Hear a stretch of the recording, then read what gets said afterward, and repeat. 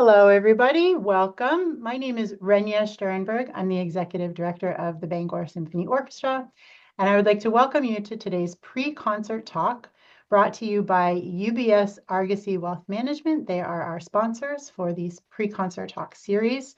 And thank you so much for joining us today.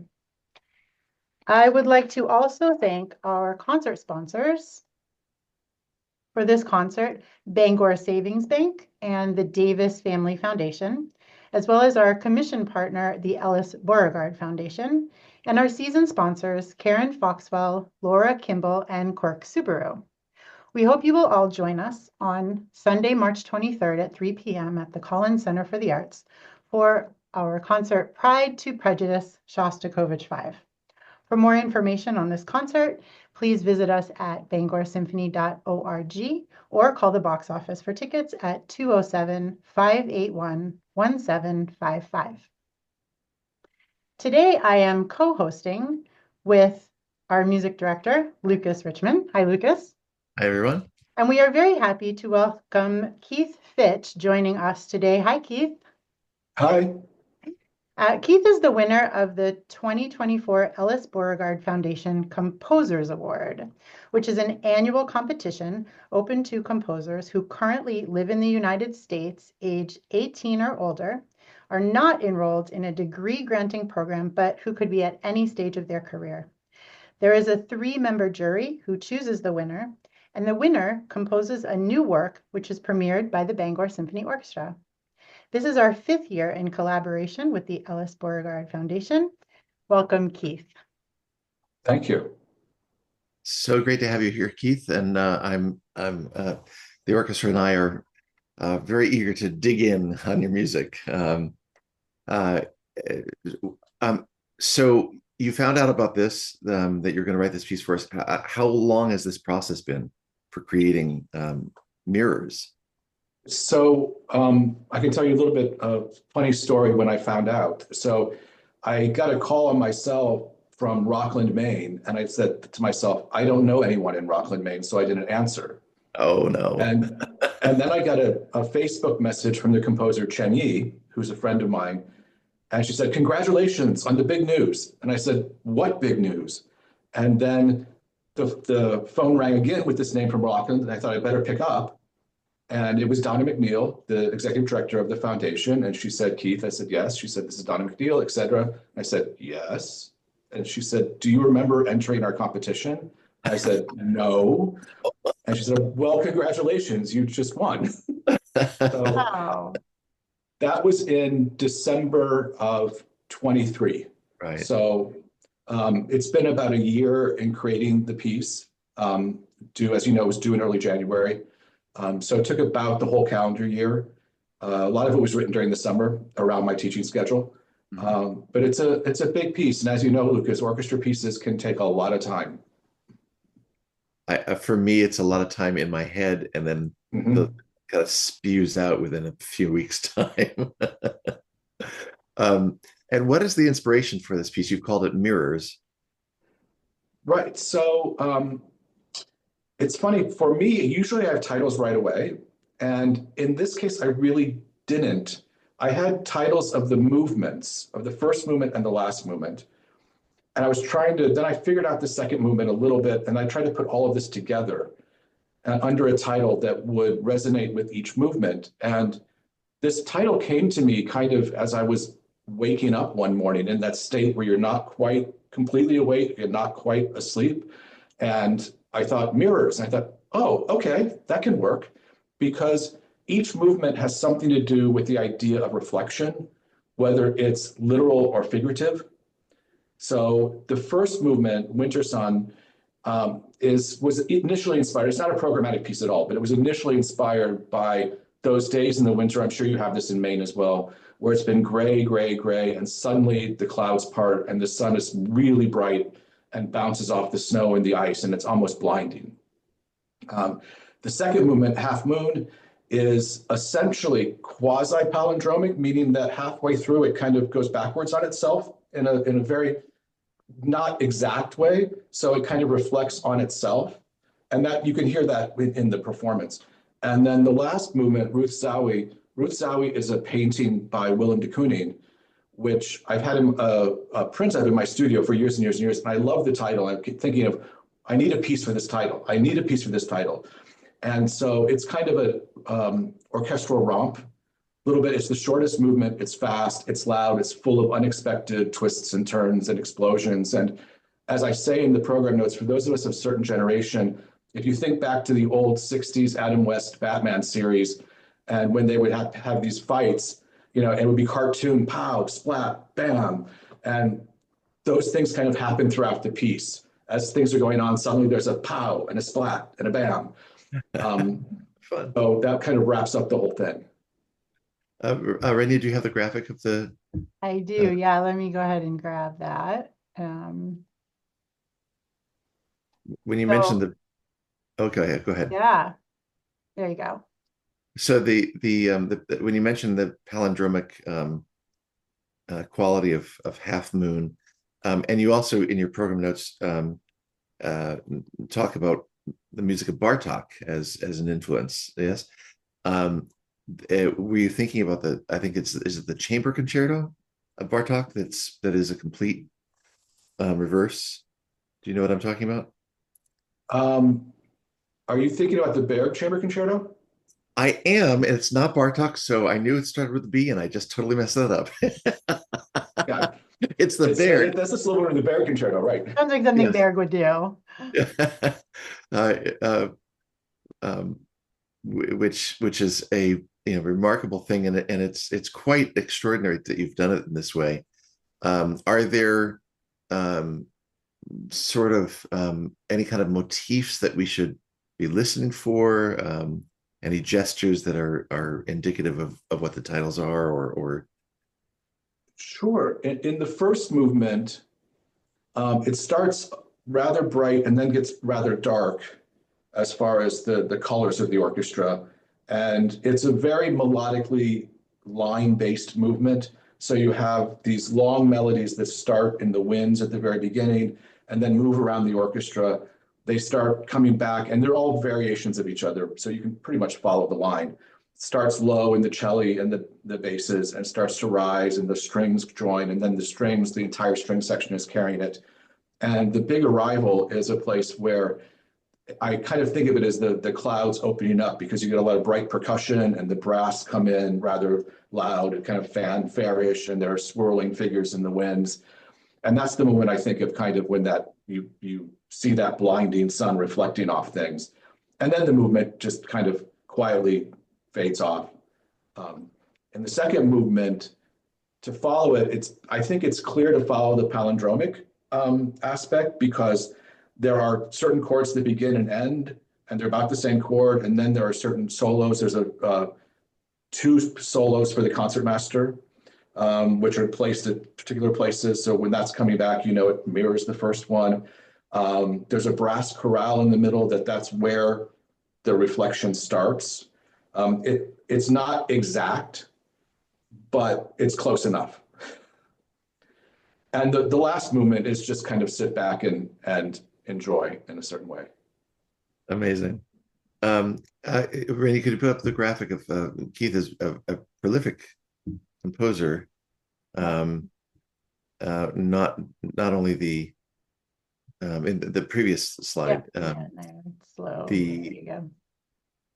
you have several works for orchestra, and you have music for solo and chamber music, vocal music. Is there a particular genre you find yourself gravitating towards? Well, I've written a lot of orchestra music lately, just the way things have worked out. I wrote a big orchestra piece in 21-22 that was commissioned by the school where I teach, Cleveland Institute of Music, for our centennial. Then I was commissioned for a 13-player kind of chamber orchestra-ish piece by University of Chicago, and then this piece. Before that, I had written a lot of chamber music, and I love writing chamber music, but it was really nice to come back and play in a much bigger sandbox in these pieces. Right. Because, I just think the orchestra is one of the greatest inventions of the Western mind. And, you can never run out of things to do with the orchestra. Yeah. And by that, I mean, not even bringing in, electronics and various things like that. It's just the orchestra itself is such an incredible entity that's developed over the last 400 or 500 years. And we get to go work with all this. And I was a performer for a long time. I was a bass player. I played in orchestra a lot. So I played the repertoire, and bass parts often have a lot of rests in them. So you sit there and you listen to what's going on in the rest of the orchestra from the inside. And I think that, when I'm writing for orchestra, I feel like I'm back in there with my friends in the section. Mm. Oh my goodness. Actually, I love what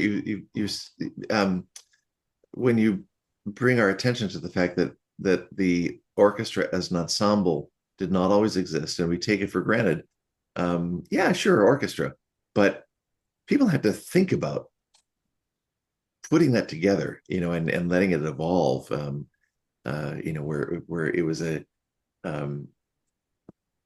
earth-shattering event to include the trombone, that sort of thing. Beethoven 5. Yeah. So, how long have you been teaching at the Cleveland Institute? Since 2008, so we're going on 17 years. Amazing, amazing.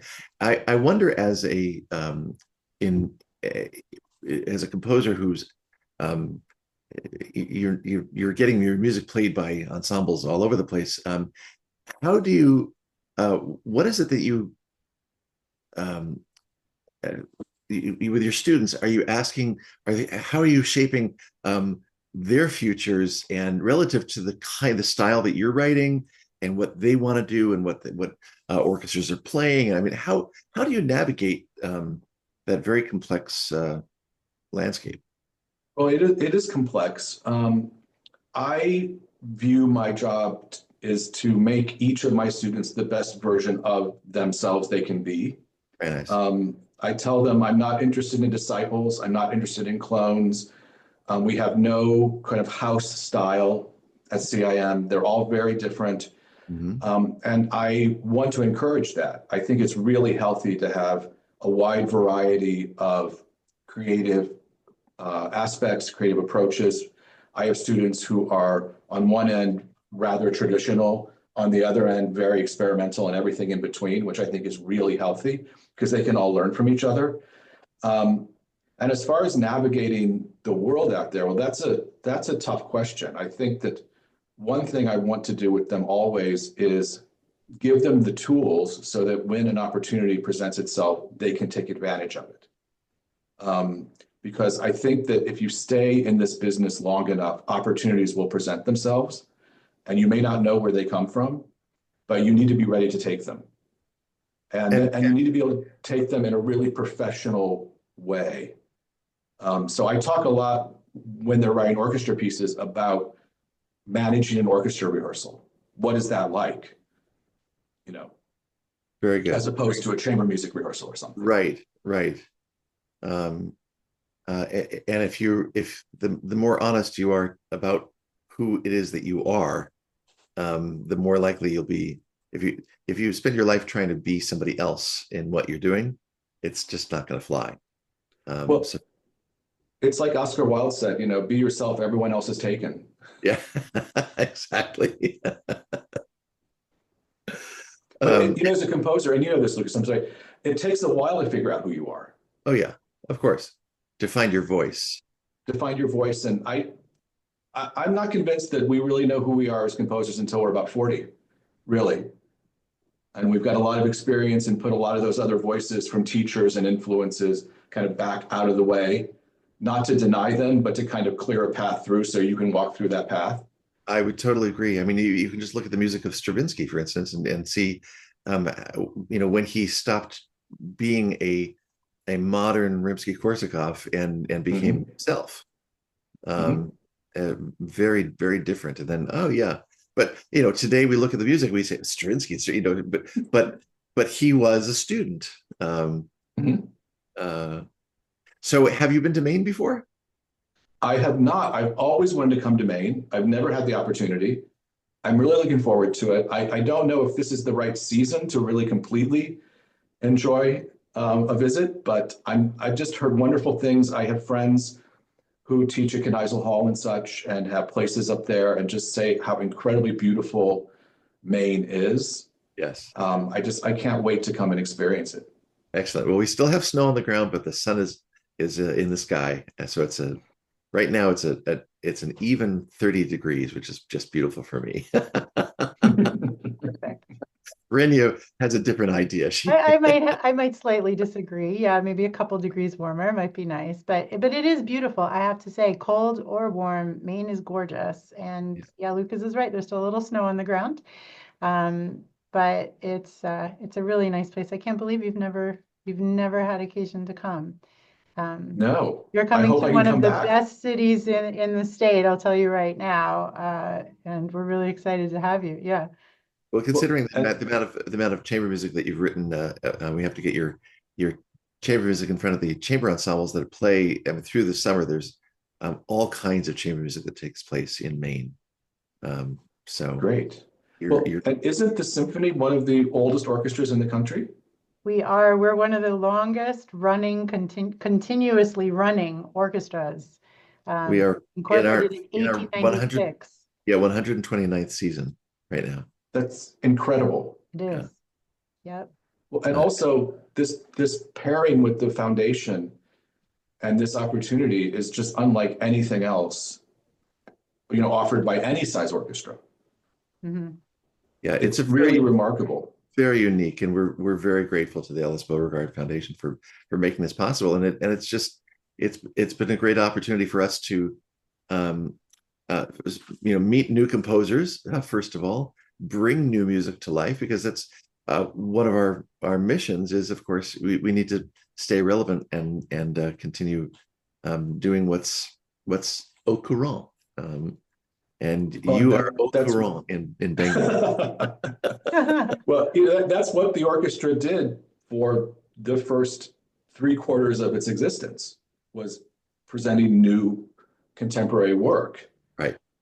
So Right. you're continuing a tradition that some people have kind of moved away from and focusing on quote unquote the canon, but the canon was not the canon for a Right. long time. Exactly. So we're thrilled that you're going to be with us.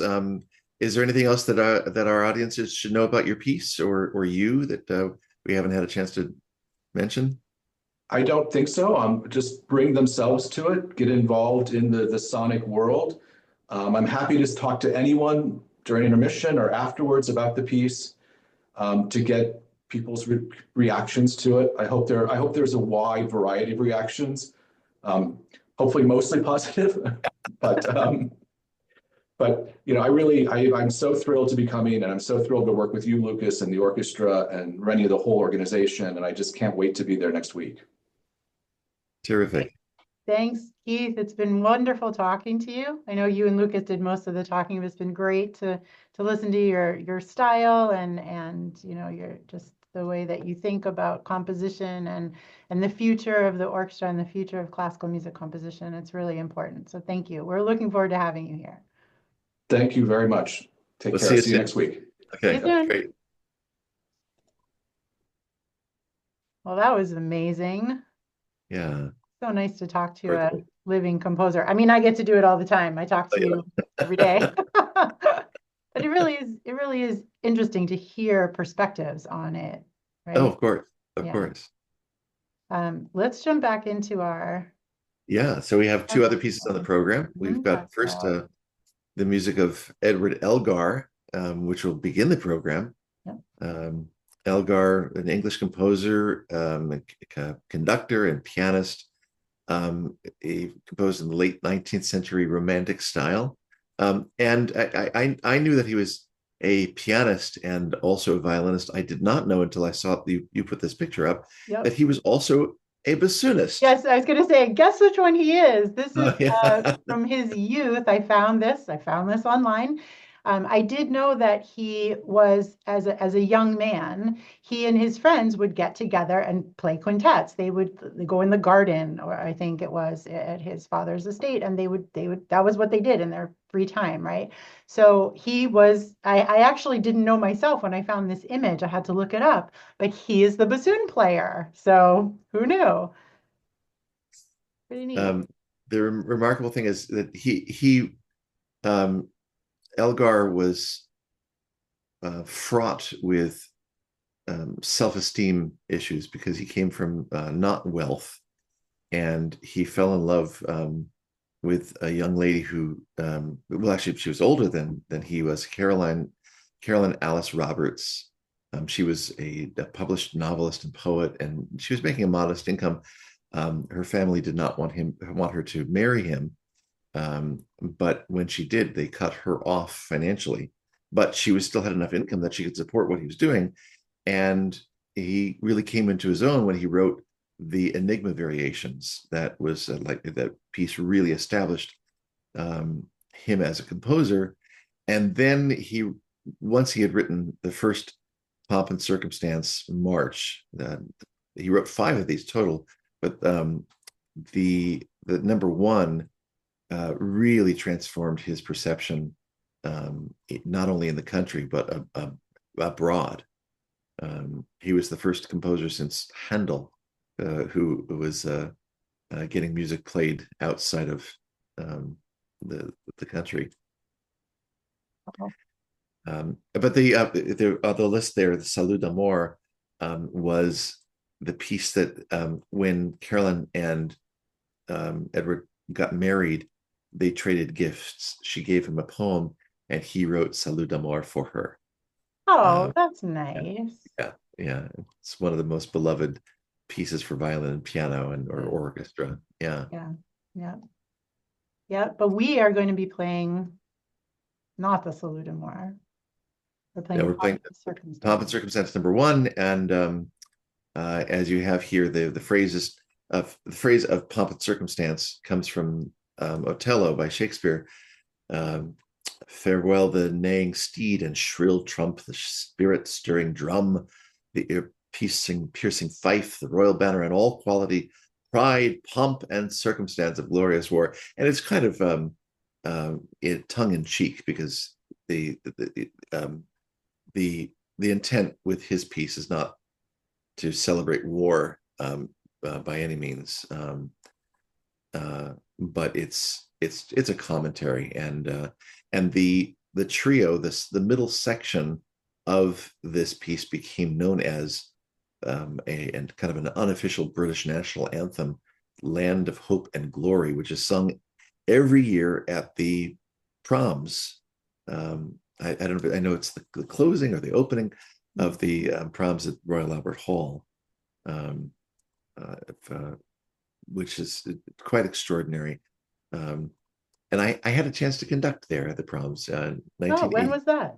1988 with Leonard Bernstein and the Schleswig-Holstein Music Festival. Wow. Yeah, so it was really cool to be in Royal Albert Hall. Oh, wow. It's an amazing tradition, and when they sing this melody, which is also people will know as well, it became an anthem also for graduations when he visited the United States, and it was played at Yale for the Yale graduation. Mhm. And that all the other Ivy League schools said, well, we want that. So it kind of spread as the graduation march. Yeah, That's everybody will recognize this as the song that your high schooler walked down the graduating aisle to, right? Right. Or And college. Yep. we're very excited that we're going to be doing this as a side-by-side with members of the Bangor Symphony Youth Orchestra Philharmonic. Yeah. It was some of whom will be graduating and marching down the aisle too. Yeah, so that piece. Yeah. So side by side, let's describe what that is for people watching. So we are going to have quite a large orchestra on stage for this Yes. piece, aren't we? Yes. In addition to the full Bangor Symphony Orchestra, we will have when you're an aspiring instrumentalist, it's not often that you have a chance to sit next to professionals who are doing the same thing. Sure. And to hear, you're used to playing in the youth orchestra, but to suddenly be thrust into a professional circumstance, and oh my gosh, I remember doing that several times myself, playing on stage at the Hollywood Bowl as sitting next to members of the LA Philharmonic, like, oh wow, there are thousands of people out there watching us. It's a very, very different circumstance. and elevates what it is that you do, and you realize, oh, at a certain point, there's ownership, and I could do this. So it's very inspirational, and we're gonna have a lot of fun. And it's real nice for the students to see what goes on in rehearsrsal. Yeah, behind closed doors, right? Those Yeah, closed rehearsals, yeah. nobody gets to Just see. have to ask my BSO members to behave. Yeah, oh, I'm sure they will. They're good students. So. But they also, you're right, they get to sit right next to a professional person doing what they're doing as a professional. And so they can also ask questions, right? They can also Right.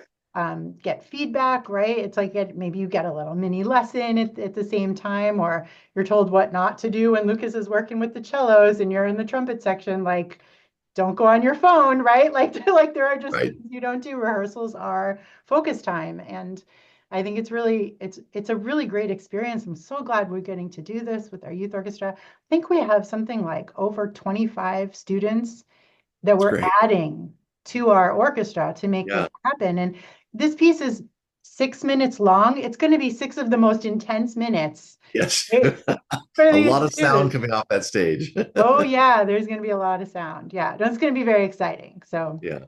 great. I'm going to pop us back into our PowerPoint here because in addition to that, playing a pretty big work by Shostakovich. Yes, yes. His Fifth Symphony. Shostakovich was a noted, celebrated composer in Soviet Russia, the early part of the 20th century.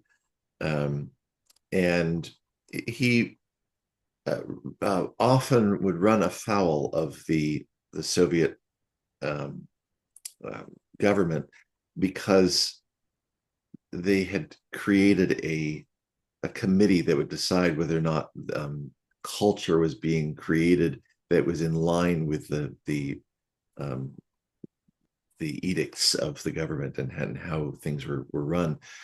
So he was very prolific in his life. He wrote 15 symphonies.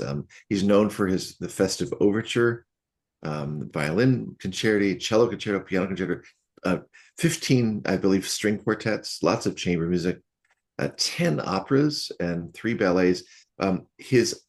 So he had written his uh, third symphony and had just finished his fourth when and in between, I guess, the premiere of the third and his writing the fourth, this opera, Lady Macbeth of Mtsensk, was premiered. And while it initially was very well received by the audiences, the Soviet Cultural Committee deemed it too risque and lambasted it, and suddenly his name was dragged through the mud. And so he was concerned that the Fourth Symphony would not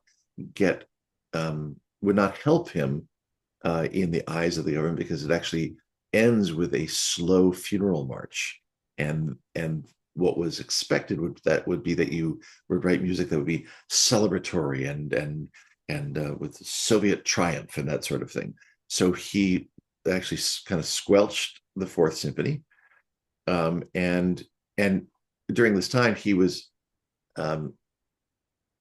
many of his colleagues would be hauled away, and stuff might happen to them. So he actually was sleeping in the stairwell because he was afraid that his family would get involved when and if and when he would be carted away by the Soviet authorities.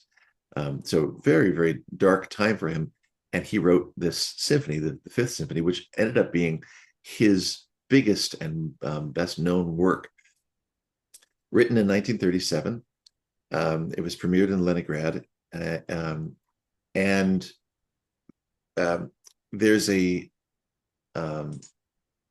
was called, we have it was, he subtitled it, A Soviet Artist's Creative Reply to Just Criticism. So he was ironically saying, yes, all of you criticized me justly. So he was doing the proper thing, but there's a lot of subversive stuff in the piece that would not necessarily be known by the committees that would know maybe this much about music. Yeah. So it's And composed. this poem by Pushkin, Vorozhenia, if I'm saying that right, meaning rebirth, is him in himself, right? Am I getting this right? It's him trying to come out of his shell to say, like you were just saying, I'm sorry, you were right. Here's my token of, please take me back. Please let me stop sleeping in the stairwell and being concerned for my life, right? Well, so he had written a song cycle um, uh, that was based on 4 poems of Pushkin, and this was one of the subversive things. While on the surface, it does exactly what you said. The setting of the poem actually, so he borrowed musically some of the music that he wrote in that setting of that poem, um, and the 4 notes are setting the first 3 words of the poem, which deal with one of Pushkin's favorite themes: the struggle between genius and mediocrity in art. So in this poem, the struggle ends with the artist triumphant over his persecutors. So, but they wouldn't have known that because he didn't publish the poems yet, or the songs, so they wouldn't have seen that. Mm-hmm. And the melody and everything on its own in the symphony seems like this is great. Yeah. So it was one of his ways to kind of give a dig. There are 4 movements to the piece. He started what he finished first was the 3rd movement, which is very, very dark, slow, and tragic. The Largo. It is. It's all strings, right? That movement. No, it does have full orchestra involved, but the strings are definitely featured, and what ends up happening in this piece, you keep on going back and forth between minor and major, and it starts. Each movement has this kind of dark flavor that then bursts into kind of a sunlight, but it's an ironic sunlight.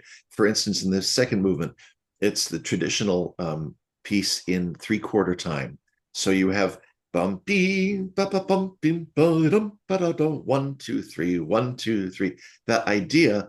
But then he makes this very strong gesture of 1 2 3. He upsets it. He throws a wrench into the gears by at the end of the phrase turning it into a 4/4 bar. Bum dee da da da da da da da da 1 2 3 1 2 3 4 1 2. Yeah, it's an extra beat, and it offsets everything, makes everything out of balance. So again, another kind of subversive gesture. The opening of the 1st movement, I'll just point out, is iconic in its the fanfare, this low sort of fanfare gesture that is done by the strings. It's not done by the brass. And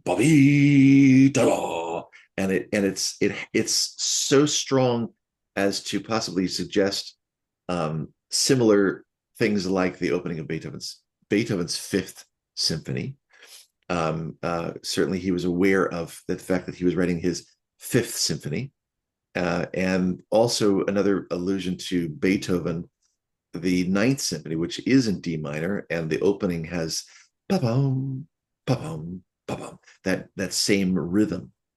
So it is not a far leap to think that he had this in his mind while he's writing this piece.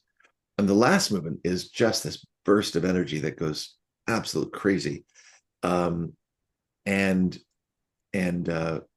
it's almost hard to track where it goes, because he presents one idea and then it just moves into something else and spins into something else, and it's kind of a free chain of thought, just moving until it gets to this final major outburst, which is in a way, for me, kind of it recalls the strength at the end of Stravinsky's Firebird, those big brass chords played against a note that keeps on pushing. The violins playing. You've played this before. The A. There's just one note, the dominant note, while other chords kind of revolve around it. What happens? It's an amazing piece. Leonard Bernstein and the New York Philharmonic brought this on tour when they went to Russia, I think it was 1966, and did 18 concerts in Russia, and each as part of their bigger tour. And this piece was done. Bernstein met Shostakovich, and it's quite extraordinary. The history of this. Oh, I wanted to mention that at the premiere of this, I mean, think about the timeline and the connections. There was somebody at the premiere in 1937 who had been at the premiere of Tchaikovsky's Sixth Symphony. And so had that recall to think of the impact of the dark, like what Tchaikovsky was writing and the darkness of that symphony, and bring that into his perception of and reception, favorable reception of Shostakovich's symphony, now 40 some odd years later. Oh, yeah. Take six, that's the Patatique, right? Exactly. Yeah. Huh. That's interesting. Yeah. Right. So I'm really looking forward to this. We haven't had a chance to do this piece together with the Bangor Symphony and me. So it's going to be a very powerful concert. Yeah. Music of Elgar, Fitch, brand new piece, world premiere, and Dmitri Shostakovich's Symphony No. 5. Going to be great. Thank you, Lucas. It was really great to talk through this and to get some history and some information about it. Always helps to then attend the concert and know a little bit more about what it is you're listening to, because as a composer yourself, and as we heard Keith talk about earlier, and as we just talked about with Shostakovich artists, it's not just notes on a page, right? There is something behind it. There is always something behind it. And so to experience it as a concert goer can be lovely, it can be nice, can be emotional, but when you experience it as a concert goer and you know some of the history, it can be much more meaningful. Right, and I quite always a different experience. Absolutely, and I always suggest that with a piece like Keith Fitch's piece, we cannot have heard it before. This will be the first time. Right. But the other works on the program, if you haven't had a chance to hear it, while you might know the melody, the main melody of the Elgar, it's kind of fun to actually prepare yourself, listen to the music in advance, and you'll hear, oh yeah, that there is other stuff around that big tune. That's right. No, that's right. Well, thanks, Lucas. I want to remind our watchers that we do also offer this as a digital concert. So if you're not able to attend in person on March 23rd, then our digital concert of this concert, which is a live recorded concert, will be released on March 28th for 2 weeks. And you can get more information on that on our website. This concert will also be broadcast on Maine Public Classical in Bangor. That's 106.1 FM on April 2nd at 8 p.m. So you can mark your calendars and listen into the radio at that time. I also want to just mention that we have our 17th annual Symphony Soiree approaching at the end of the month on March 29th. It's going to be held at the Cross Insurance Center. And this is our biggest annual fundraiser in support of our programming and in support of our youth orchestras. It's going to be a lot of fun. We're going to have Mickey, as you see Mickey's picture there, Mickey Sutherland singing. She has been here in Bangor before, and she's got an amazing voice, and she's a beautiful performer. So we're gonna have a lot of fun. And you'll be playing with her, right? You'll be playing piano, and she'll be singing. And we also are going to have a chamber ensemble of our youth orchestras playing, as well as featuring a solo tuba player from our youth Yes. orchestra with Yes. you as well. So so that'll be a really wonderful experience. We are still have some tickets for sale. So if you're interested in attending that event, give a call at the office or go on our website and check that out.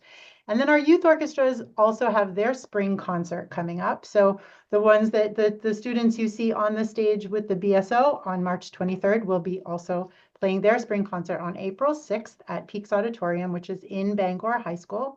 This concert is free, open to the public, and it will feature not just the Philharmonic, but all 4 of our youth ensembles.